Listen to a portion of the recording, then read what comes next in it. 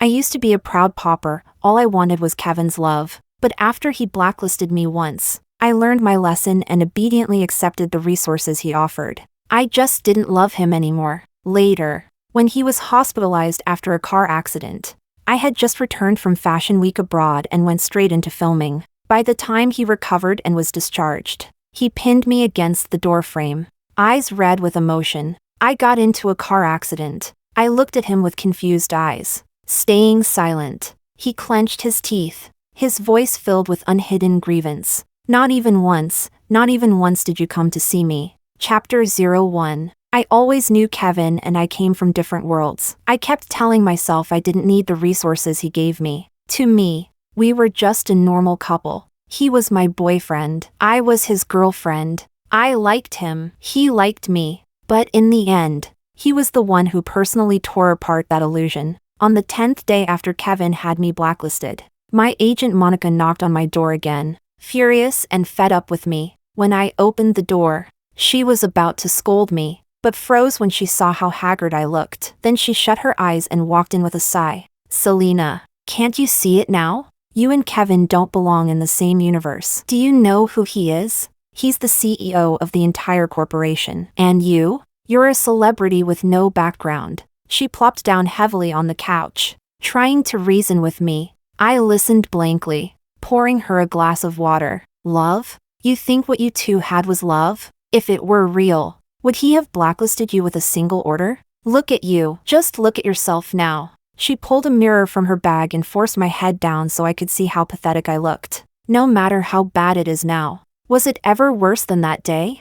My voice was hoarse, every word like it was being forcibly dragged out of my throat. I stared at my reflection in the mirror, expressionless. She knew I was talking about the Best Actress Award ceremony, about the viral video on the trending list, where I smiled brightly while the host read out the results. Back then, I was so confident that I would win. But in the end, it wasn't me. The camera had caught my shocked, ugly expression and blasted it across the giant screen. Even though I quickly recovered and forced a stiff smile while clapping, I was still mercilessly mocked online as someone who couldn't accept losing. Monica sighed again and went on. "I told you long ago, you two were never a match. I said you should use your youth to get whatever you could from him, his resources, his connections. That was the only way to climb higher and go further. You're just a love-obsessed idiot. You never listen. You're driving me mad." Lately, with all the drinking I'd been doing, my brain felt dull. Maybe that's why I couldn't even feel the stabbing pain in my chest anymore.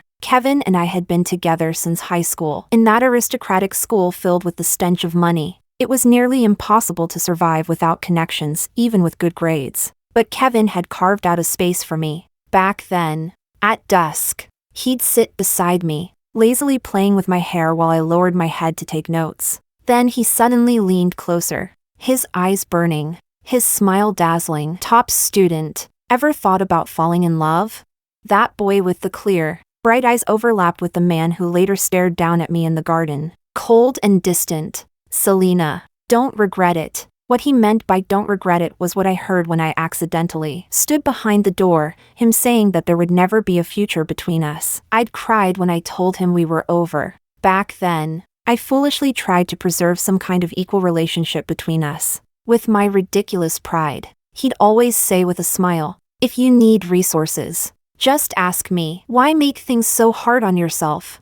I used to hug him tightly, burying my face in his chest and poking him in protest. "No way. I want to earn it on my own. That way, no one will think I'm with you for impure reasons." He would always sigh and pat my head helplessly. Now, I laughed. Tears dropped and splattered on the floor. To hell with love.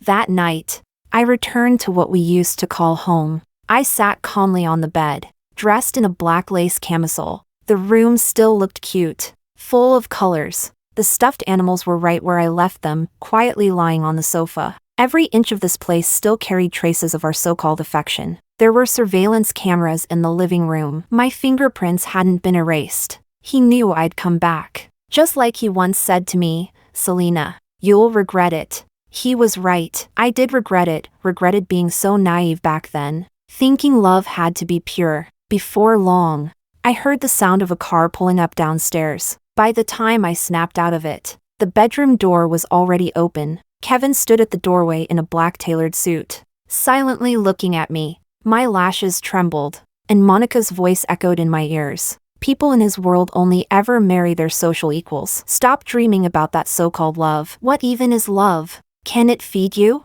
Can it spend money for you? He never intended to marry you. You silly girl, wake up. I bit my lip and walked toward him barefoot. Stopping in front of him, I reached up to unbutton his suit jacket. He didn't say a word, didn't stop me, just lowered his gaze and watched. Whenever we used to fight, I'd wait for him to come home and cling to him, swaying in his arms. Don't be mad anymore, okay?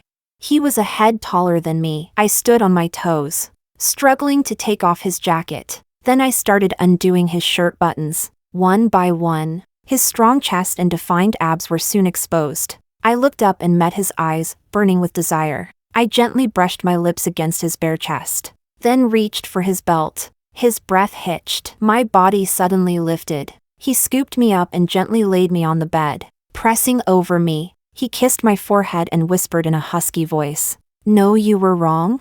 I lowered my gaze, hiding the emotions in my eyes, and softly replied, Maybe it was that obedient tone of mine that pleased him. He grabbed my hand and placed it on his belt. Feeling the cold metal, he bit my earlobe and whispered, his Adam's apple rolling, "Undo it." Chapter 02. Once everything calmed down, I lay there listening to the man's steady breathing beside me. Eyes open, I stared at the dark ceiling, then gently moved his arm off me. Finally, I shut my eyes tight.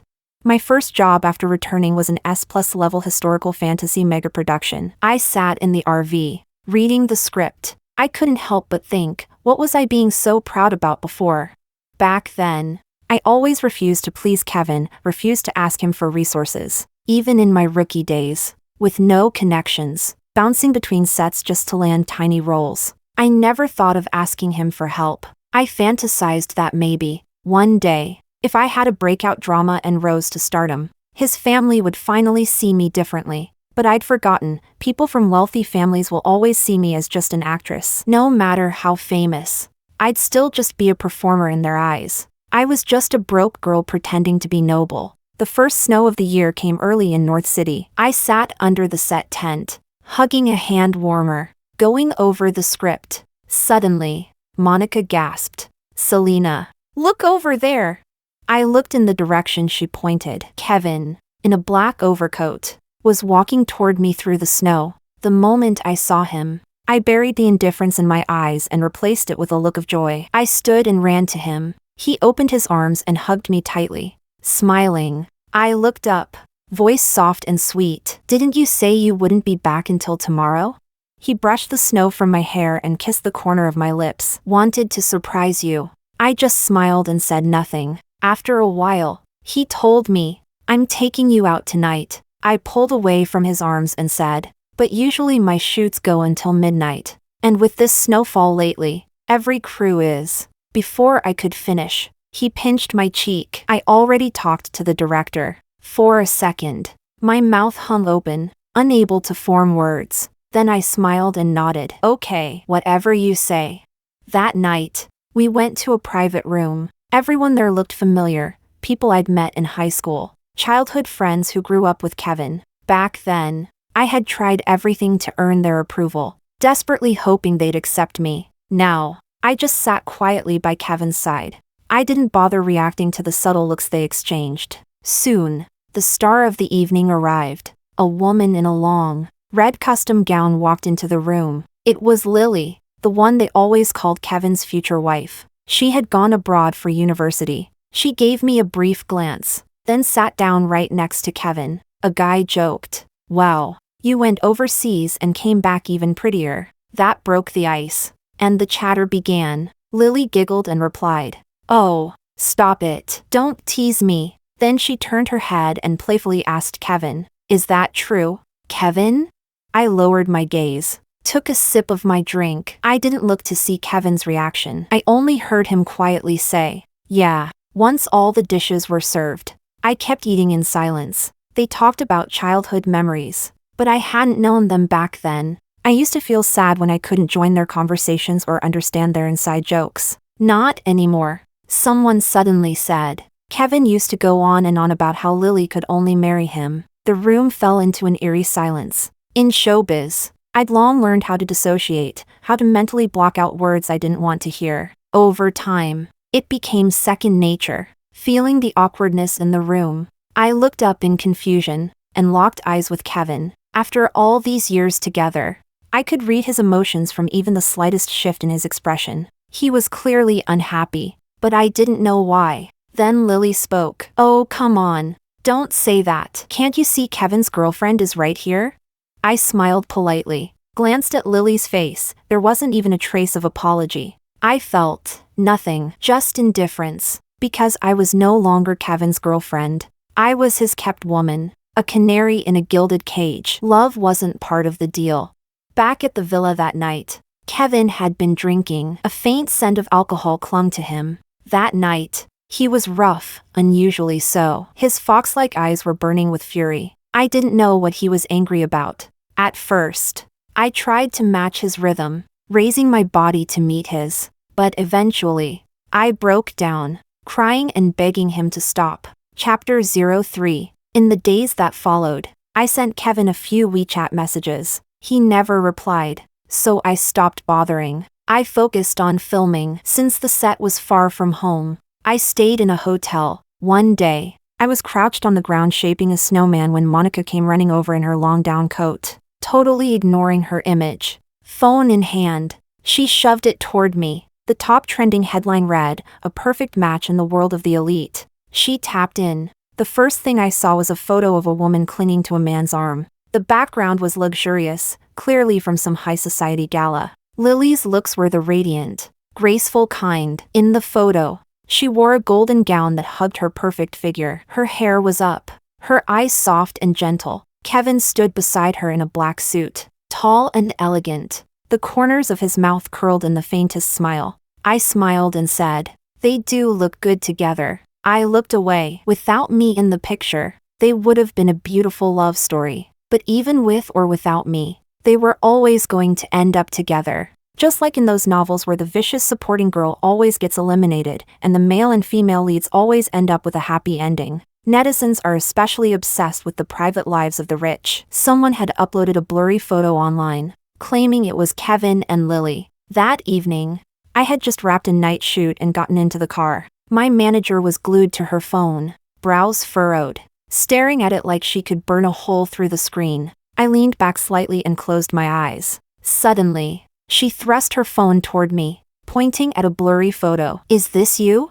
I lazily opened my eyes and glanced at it, then paused. The heavily zoomed, pixelated photo was taken under the light rail tracks in Shing City. I had gone there for a shoot. He'd been stuck abroad dealing with a business crisis. It had already been 3 months. Shing City was sweltering. Even the evening breeze by the riverside carried heat. I was wearing an oversized tank top, cooling myself with a tiny fan, stealing a short break. I wanted to call him, but was afraid I'd disturb his work. So instead, I sent him a video of the river, telling him how beautiful it looked and how much fun it was here. I sat on a plastic stool, head down reading my script, sipping on cold milk tea. Suddenly, a shadow fell over the page. I looked up, puzzled. Kevin stood there in a black t-shirt, smiling down at me, the breeze ruffling his slightly wavy hair. At that moment, the train roared past overhead. I jumped up and hugged him. "You're back? I thought you said you'd need more time." He held my waist with one arm, pressed his forehead against mine, smiling. "Didn't someone say she wanted to use magic to bring me back?" Well, magic worked. My ears turned red at that, but I really had missed him. I bit my lip, eyes sparkling with joy, and motioned for him to lower his head. He chuckled and leaned down obediently. I smiled and asked, "Did you miss me?"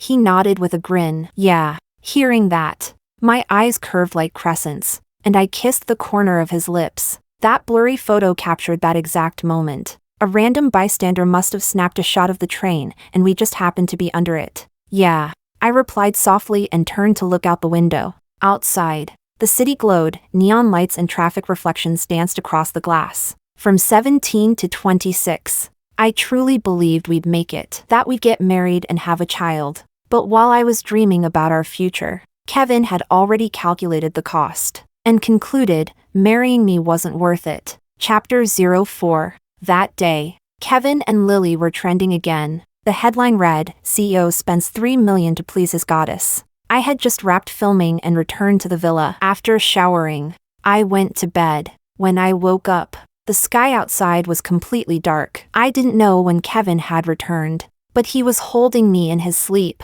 He slept lightly. When I shifted slightly, his arm tightened around my waist. His chest pressed against my back, and he spoke in a husky voice. Awake? I turned to face him with a gentle smile and nuzzled his neck. Kevin, there's a new drama starting soon. I want the lead role. He stared at me with those deep black eyes. Unreadable. Please? I clung to his lean waist, eyes wide with hope as I looked up at him. Suddenly, he flipped over and pinned me beneath him, staring with a faint smirk. I hesitated, then hooked my arms around his neck and leaned toward his lips. Just about to kiss him, he abruptly sat up, face cold, grabbed his coat, and walked out. Stunned, I sat up and ran after him barefoot, hugging him from behind. What's wrong? Why are you suddenly so mad? Silence filled the large room. I rested my head on his back, confused. Maybe he'd had a bad time with Lily and was taking it out on me. You have nothing to ask me? Huh? He turned around, eyes burning. Do you still love me? Of course I do. Why wouldn't I? I lied without blinking, smiling sweetly to please my sponsor. But he didn't seem happy. He just hugged me tighter, and I could hear his heartbeat. Then, softly, he asked again, really?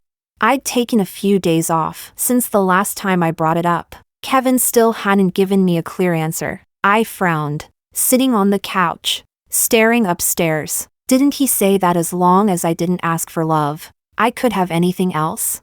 And yet, he wouldn't even give me one female lead role, let alone anything more. If he got engaged to Lily in the future, I'd truly be left with nothing. My eyes shifted. Suddenly, I thought of the blurry photo my agent had shown me last time. Whether the shadowy figure in it was Lily, random netizens might not know, but people close to her would.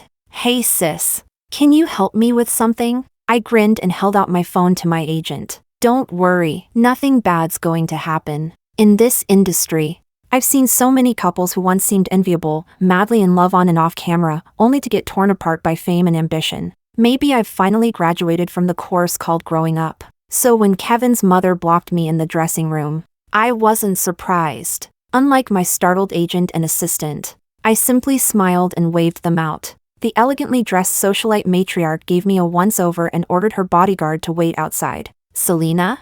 She called my name with clear disdain as she sat down. Impressive moves. Even I fell for them. I smiled politely. Auntie, I'm afraid I don't understand what you mean. Humph. She sneered, then threw a photo on the table. This woman, isn't that you? You were the one who made sure I'd see it, weren't you? She tapped her ringed finger on the table. Since you called me here, let's get to it. What's your price? Her sharp eyes narrowed. The price for leaving my son, knowing when to stop.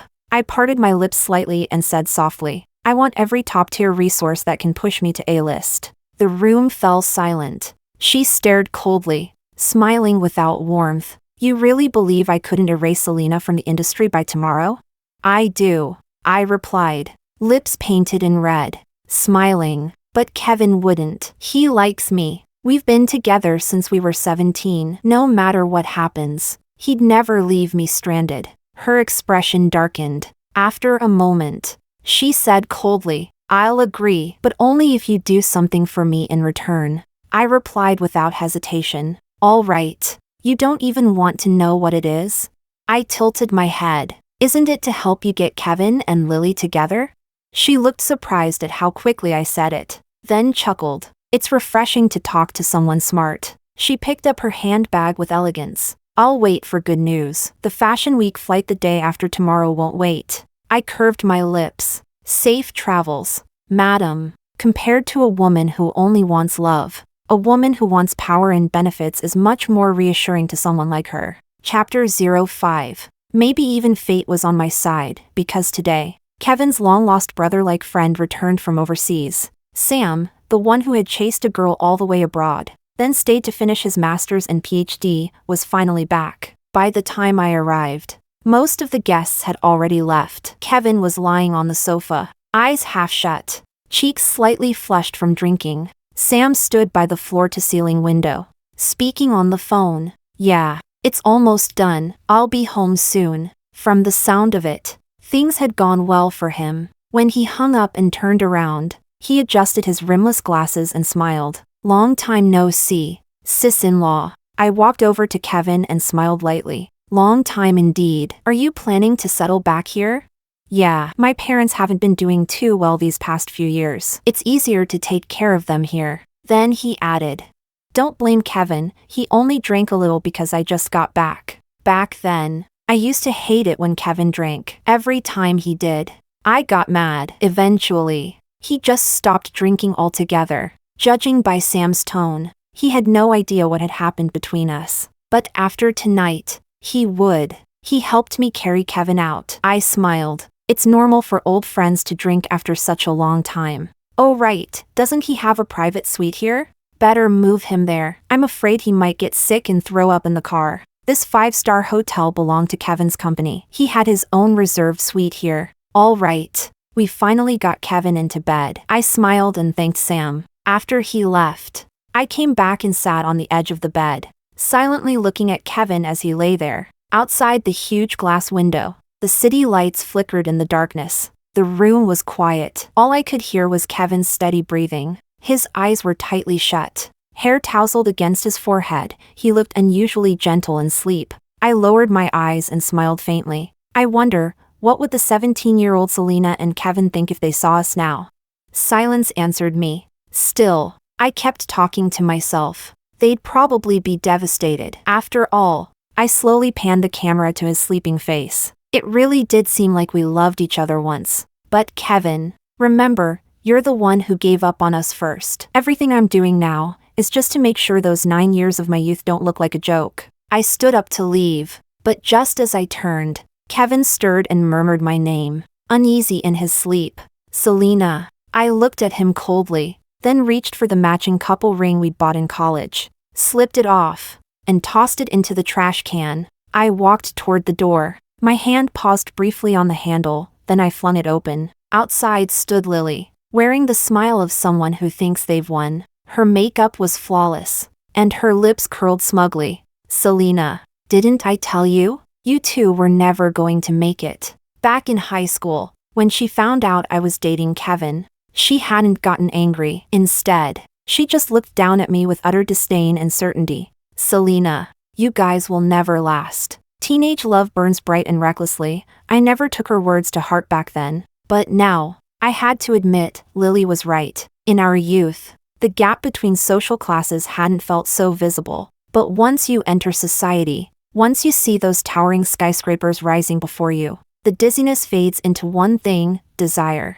Desire for money, power, desire to climb to the top of the pyramid, to look down on the world. "Congrats in advance. Wishing you a long and happy marriage," I said lightly. Stepping aside, she walked past me into the room, smiling sweetly as she passed. "Thanks, and don't worry, you're not invited to the wedding." I left. The business car was already waiting outside. That night, at dawn, I boarded a flight abroad. Chapter 06. The next day, the hashtag Elite Marriage Alliance shot up the trending list. Clicking into it, the top posts were either Kevin's company's official congratulations or statements from Lily's family conglomerate. Immediately after came another trending tag, #see you in car crash. But that one was quickly taken down. By the 4th day, Kevin was recovering well. Dozens of people had already visited the hospital room. Gifts and flower arrangements came in batches and were cleared out in waves. Lying silently in bed with a pale face, he occasionally glanced at his phone, notification after notification flashing with the latest entertainment news about Selena. Sometimes, he'd look toward the door, but the person he was waiting for never came. Sam sat quietly in the chair nearby, sighing subtly. After texting his wife that he'd be home late, he slipped his phone into his pocket. He still clearly remembered that night, how stunned he was when Kevin called him to rush to the hotel. How both families were there, busy discussing engagement plans. How it was Lily, not Selena, lying in Kevin's suite with tear-filled eyes. He froze for a moment, but quickly understood. Selena had personally arranged for Lily to end up in Kevin's bed. Even Sam could guess that much, let alone Kevin. What he couldn't figure out was why. From what he remembered, Kevin and Selena had truly loved each other. The way they looked at one another was full of genuine feeling. How had it all collapsed like this? He remembered how Kevin, eyes red, had made a call, then gone utterly silent, picked up his keys, and stormed off. By the time Sam followed, all he could see was Kevin speeding down the road toward the airport. Kevin had called Selena's phone countless times, and the last time, she finally picked up. But she said nothing. Kevin, eyes bloodshot, shouted into the phone, "Selena, you set me up. How could you do this to me? You put another woman in my bed." His hands trembled on the steering wheel. When that call came through, I was already wearing the custom couture gown from the brand and sitting in the luxury car they'd arranged. This was a level of treatment I had never received before. My manager frowned and shook her head, gesturing for me not to provoke Kevin. She feared he'd blacklist me again, but I knew he wouldn't. I'd never be blacklisted again. My voice was soft, gentle. "Kevin, you said you'd never marry me, so I helped you marry the one you wanted. Shouldn't you be happy?" I really didn't get it. Wasn't this the outcome he wanted? There was a long silence before his voice came through, hoarse and choked. "Can we talk? Please, let me come to you. Just talk to me. You can't do this to me." I gave a quiet laugh. "Kevin, what is there left to talk about? There's nothing. What I did was for your sake. You should be thanking me, not blaming me. Don't come." I'm hanging up, because between us, there could never be a real future. The moment Kevin slammed into the guardrail, his mind flashed through countless memories, and at the very end, he saw their first meeting. That time Selena had been tricked into the equipment room, locked in from the outside. Kevin had been in the back of the room and heard the door slam shut. Annoyed, he pulled out his phone to message someone to come unlock it. Then he saw her. Selena didn't cry or panic. She just found a spot near the window where some light filtered through. Calmly, she sat down and pulled out a vocabulary book from her pocket to study. Kevin had been watching her with crossed arms, thinking she was oddly composed, until a rustling sound startled him. Looking down, his soul nearly left his body. A few dark rats were sniffing their way toward him. Selena looked up at the noise, her eyes dewy and puzzled. She clearly didn't expect anyone else to be there. He panicked, but then heard her softly say, "Don't be scared, just be careful. They bite." Kevin had thought she was joking, but looking at her serious face, he gave up on dignity and shuffled over to sit beside her. She looked up, wide-eyed, meeting his gaze in confusion. In that split second, Kevin saw a girl in a school uniform standing in the light, tilting her head and smiling at him. It was the smile he hadn't seen in a long, long time. Chapter 07. After returning from Fashion Week abroad, I went straight into filming. During that time, Sam came to see me. He stood beneath the tree, brow tightly furrowed, clearly unable to wrap his head around how things between Kevin and me had ended up like this. I kept my eyes on the script. He and Kevin were fundamentally different. Since high school, Sam had chased after one girl. He made up his mind to marry her when he grew up. All these years, his heart had never changed. He had seen how in love Kevin and I used to be, so he just couldn't believe that Kevin didn't love me anymore. Time passed, and the sun began to set. Finally, Sam sighed and looked at me. "You should go see him. Maybe it's all a misunderstanding. You've been together almost 9 years. That kind of love doesn't just disappear." I slowly pulled myself out of the script and looked at him. Resting my chin in my hand, I said out of nowhere, "Do you know what I studied in college?" He nodded slightly. "Business management. Kevin told me once." I gave a little smile. "Lately I've been thinking about something I learned back then, a concept called the law of diminishing marginal utility. Do you know what the utility curve looks like?" I smiled, raising my hand and mimicking a downward sloping gesture. Picture this, a girl absolutely loves cream puffs. On her way home from work, there's this famous bakery. Every day, she looks forward to rushing in to buy one. Sometimes, when she's really craving them, she buys 2 or 3. She walks home happily, savoring every bite. At first, it felt like bliss. The cream puffs were amazing. But one day, she walks past the same bakery again. What do you think happened this time? I asked him with a faint smile. He frowned, thinking he wasn't stupid, but he said nothing. I lowered my eyes, watching a tiny blade of grass sway in the wind. This time, she didn't rush in with excitement. She stood at the entrance, took one whiff of that once delicious scent, and felt sick. She turned around and left. She never bought another cream puff again. In fact, just the smell now makes her nauseous. When marginal utility hits zero, any added consumption not only fails to bring more joy, it actually takes joy away. Back then, I memorized that curve just to pass a closed book exam. Years later, I realized what they taught us for economics also applies to love. The filming location was in the mountains. A gentle breeze blew, quiet and calm. After a long silence, Sam eventually walked away. I watched his figure disappear into the distance, then quietly turned my gaze back. Just then, the director called for me. I picked up my script and headed over. Maybe it was coincidence. Maybe not, but the shoot was happening at Cheong Mountain. The first time I filmed here, I was just an anonymous extra playing a handmaid accompanying the female lead to pray at a temple. Now I was the lead. The entire show rested on my shoulders. After a take where the wind kicked up dust and dirt, I turned slightly, and in the haze, Kevin was there, wearing a white shirt. Just having come from work, he smiled and poked at the fake bruises on my face. "Hey, don't mess up your battle makeup. The director will scold you." He squinted his eyes and smirked. "If he doesn't pick you as the female lead with acting like that, he's got no taste." I quickly slapped a hand over his mouth, eyes wide. "Are you trying to get me killed?" Okay, my bad." Kevin laughed and raised both hands in mock surrender. Sam said, "How could 9 years of love just vanish?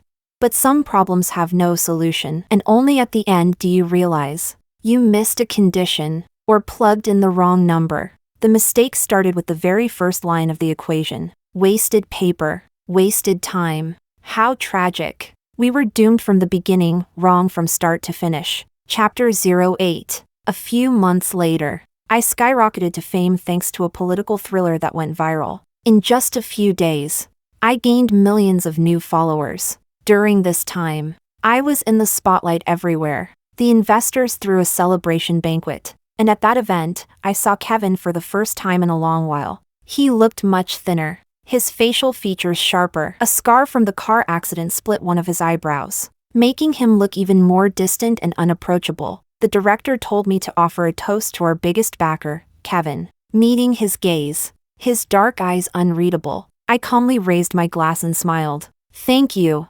boss." Kevin downed the drink in one gulp.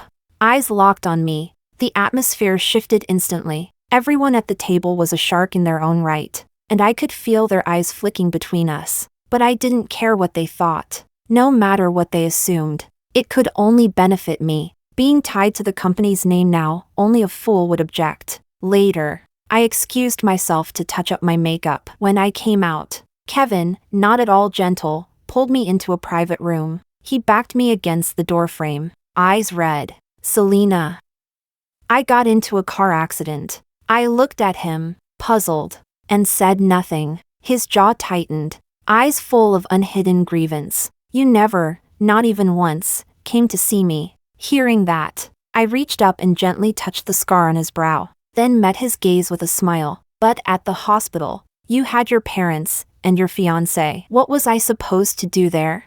"This week, I swear, Selena, I'll take care of everything. Just trust me." He gripped my wrist tightly, desperation in his voice. His upturned fox eyes shimmered with emotion. "Once I fix this, let's get married, okay?" I tilted my head, my painted nails tracing slowly across his chest. "Of course not. Didn't you once say we'd never get married?" I watched the smile fade from Kevin's lips, then his face turned pale, realizing I'd quoted his own words back at him. "Selena, that's enough. I should go. Any more of this, and it would be impolite. Later, while I was overseas, news came from home. Kevin and Lily had broken off their engagement. Lily called me in a frenzy. This time, she dropped all her usual elegance and composure, screaming like a madwoman. "Selena, you bitch, what the hell did you do? Everything was going exactly the way I planned. Why did you ruin it? Why?" I held the phone away from my ear, answering in an innocent tone. "Miss Lily, why are you yelling at me? It's not like I was the one engaged to you. I'm abroad. What could I possibly have done? You're losing your mind and blaming the wrong person. It was you. It could only have been you. Our alliance had nothing but benefits. He never would have broken it off if it weren't for you." Her voice turned venomous. "You're not playing fair, Selena." I laughed. "Miss Lily, did we ever make a deal? Did I promise you anything?" She sneered. "Ha, don't think I don't know what you said to his mother that day. You're the one who sent me to his bed. If I tell Kevin everything now, don't think he'll let you off easy." I raised an eyebrow and leaned into the phone mic. "I'll be waiting." Chapter 09. Another winter arrived. After the last scene of the day, Kevin stood under a street lamp as if he couldn't feel a thing, the snow covering him head to toe. My agent frowned, unable to hide her sympathy. "It's snowing like crazy. Maybe we should tell him to go home?" I glanced at him coldly as I got into the car. "If he wants to stand there, let him." Ever since he broke off the engagement with Lily, he's been following me around like an obsessed fan. But once you've fallen into a pit, scraped your skin, and finally climbed out, why would you ever jump back in? That afternoon, after wrapping up, one of the girls in the crew, a bubbly college student, stood under a bare tree, shaking snow off her head every now and then, her eyes always smiling. I was about to ask my agent to let her sit in the trailer to warm up when a boy in a black down jacket and messenger bag appeared in the distance. The girl's eyes lit up. She ran to him and leapt into his arms. I had just stepped out, and the path was nearly empty. The boy held her tight, his eyes full of concern. "Why wait here for me? What if you catch a cold?" The girl giggled. "I was scared you wouldn't find me. I missed you so much. You were gone so long for the competition. I just wanted to see you right away." "All right, I'll take you for hot pot." The boy laughed, kissed her lips, and tucked her hands into his coat pockets. The dim streetlight stretched their intertwined shadows. My eyes followed them involuntarily. "That age is so beautiful. Selena, can we start over?" Kevin's voice came from behind me. It was hoarse, with a trace of a cold. His eyes were red. I looked up at the starless sky and blinked slowly. "I hope this is the last time I have to say it. Don't come back. I really don't love you anymore. All my feelings for you died that night. In the 10 days after you blacklisted me, wrapped in my coat." I stared at him, expressionless, as I stated a fact. Kevin's lips were pale. His eyes turned misty as he looked longingly at the couple disappearing down the road. "We used to be like them too. I'm sorry, Selena." He forced a smile, took a few deep breaths of icy air, and shook his head bitterly. "I think I forgot. The reason I first joined the company was for our future. I fought to gain control of the family business. Even if my parents opposed us, it wouldn't matter. I was always going to marry you. That was my belief when I was 20. But somewhere along the way, I don't know what happened. Sitting in that position, I started to think marrying you wouldn't bring me any benefit. I told myself I should marry someone from a proper family, someone who could elevate the company. Then one day, I realized you didn't love me anymore. You said you did, just to keep me happy, but your eyes no longer sparkled. But how could you not love me, Selena?" His voice cracked into a laugh as a single tear slid down his cheek. "How could we ever stop loving each other?" Snow fell again, heavier this time, filling the sky. I turned and walked away. We met in a scorching summer, fell in love at 17, young, naive, and burning with passion. That love reached its peak the summer we both received the same college admission letter. But unfortunately, before the next summer came, we'd already lost our way. We part in this winter. No more meetings, no need for goodbyes. On high school math tests, multiple choice questions sometimes say, if you're only certain one answer is correct, only select that one. It's the optimal strategy. But many people get greedy. They mark a few extra options, hoping they might be right too. If they guess right, they get 5 points. If they're wrong, they get 0. Gamblers always believe in what if. What if I'm just that lucky? On the ride back, my chest felt like it had been sliced open. Cold air rushed in from every direction. What a pity. I wasn't the lucky one. Then again, maybe I was.